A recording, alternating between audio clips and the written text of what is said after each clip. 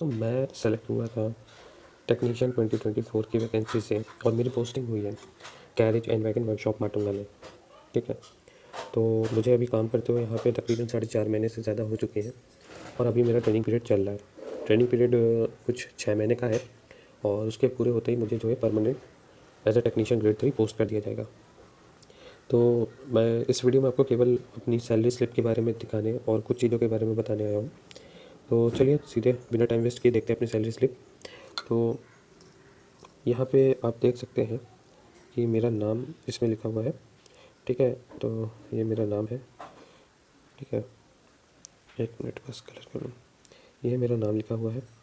ठीक है, नाम के नीचे मेरा डेजिग्नेशन अभी ट्रेनी लिखा है, लेकिन जैसे ही मेरी एक बार 6 मंथ की ट्रेनिंग कंप्लीट हो जाती है तो यहाँ पे इसको टेक्नीशियन ग्रेड 3 कर देंगे। फिर ये मेरा डिपार्टमेंट है जो मैकेनिकल है। ठीक है, फिर मेरे स्टेशन का नेम है ये नीचे माटुंगा MTN इन शॉर्टकट। मेरी डेट ऑफ बर्थ, क्योंकि पर्सनल इन्फॉर्मेशन यहाँ शेयर नहीं कर सकते हैं तो इसलिए मैंने इसको हाइड कर रखा है। ठीक है, फिर ये मेरी डेट ऑफ ज्वाइनिंग है। 4 अगस्त की ज्वाइनिंग हो चुकी है मेरी। 4 अगस्त की ज्वाइनिंग थी, 3 फरवरी को मेरी ट्रेनिंग कंप्लीट हो जाएगी। ठीक है, लेवल 2 है मेरा पेमेंट का, यहाँ पे आप देख सकते हैं लेवल 2 है। ठीक है, बेसिक पे मेरा 19,900 है। ठीक है, और नेक्स्ट जो इंक्रीमेंट डेट है वो 1 जुलाई से है। बहुत से लोग बोलेंगे जनवरी में क्यों नहीं है। जनवरी में इसलिए नहीं है क्योंकि जनवरी तक मेरी ट्रेनिंग नहीं कंप्लीट होगी। मेरी ट्रेनिंग कंप्लीट होगी 3 फरवरी को 2026, उसके बाद ही कुछ होगा। तो ये इसलिए जो है मेरा जो इंक्रीमेंट है वो सीधे जुलाई में लग रहा है। ठीक है, अब देख लेते हैं कि मेरा जो ड्यूटी डेज़ है नवंबर के मंथ में वो कितना रहा है। ठीक है, सैलरी हम लोगों को लास्ट डे पे, लास्ट वर्किंग डे जो भी बैंक का होता है ना, उस डे पे क्रेडिट हो जाती है। लेकिन मैसेज हो सकता है हमें 26, 27 या 28 तारीख तक आ ही जाता है। हमारे जो पर्सनल ड्रेस अकाउंट है हमारा ऑनलाइन ऐप में, तो उसमें दिखा देता है। ठीक है, तो हमारा जो बेसिक पे रहता है वो रहेगा 19,900। ठीक है, 19,900 और प्लस 58% हमारा रहता है DA।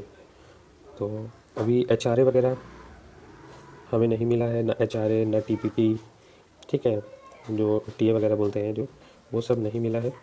ठीक है, और इसकी वजह से अभी सैलरी इतनी अच्छी नहीं है वर्कशॉप में, लेकिन पोस्टेड है तो यहाँ की सैलरी बहुत अच्छी होती है क्योंकि यहाँ पे इंसेंटिव आपको बराबर मिलता है।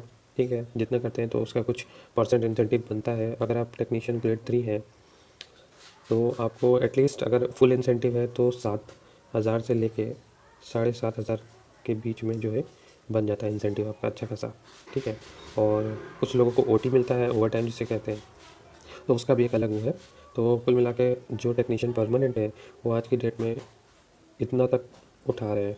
जो वर्कशॉप में पोस्टेड है, ओपन लाइन की बात नहीं कर रहा, ना कारशेड की बात कर रहा हूँ, क्योंकि ना वहाँ पे OT है और ना ही इंसेंटिव है। ठीक है, तो इसलिए ये जो है उनका सीन है। ठीक है, आप यहाँ पे देख सकते हैं ये हमारा जो है insurance, railway employees insurance scheme का पैसा कटा है कुछ 9 रुपये कटा है। और महाराष्ट्र का प्रोफेशनल टैक्स है वो कटा है। तो 209 रुपये की टोटल हमारी रिकवरी है। ठीक है, टोटल रिकवरी हमारी 209 रुपये की होगी यहाँ पे। और जो हमारा पेमेंट था, जो हमारा ग्रॉस पे आया था, यहाँ पे ग्रॉस पे हमारा था 41,442, उसमें टोटल रिकवरी हुई है 209 की। तो हमारा जो पेमेंट बना है 31,233 रुपये का बना हुआ है।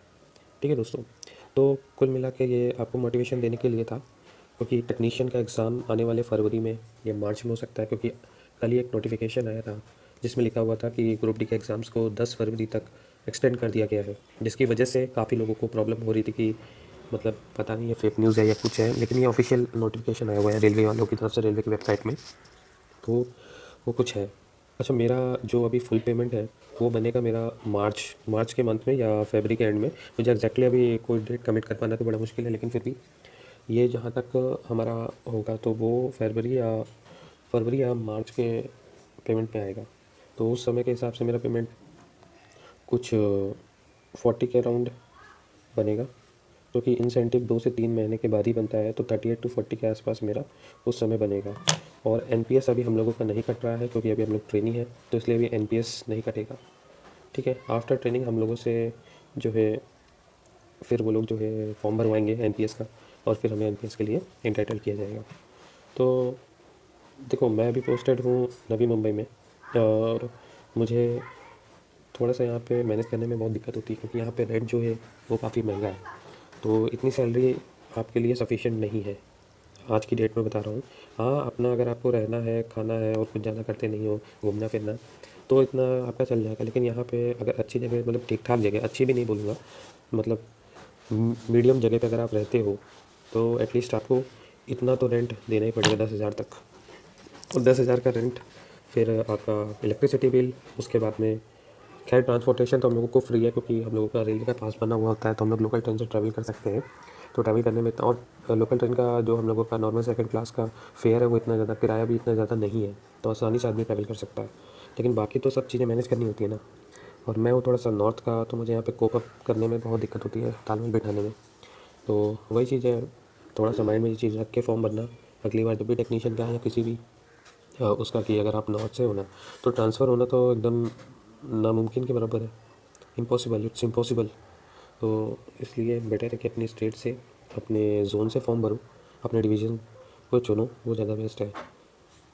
ठीक है, फिर नेक्स्ट वीडियो में मिलते हैं आप लोगों से।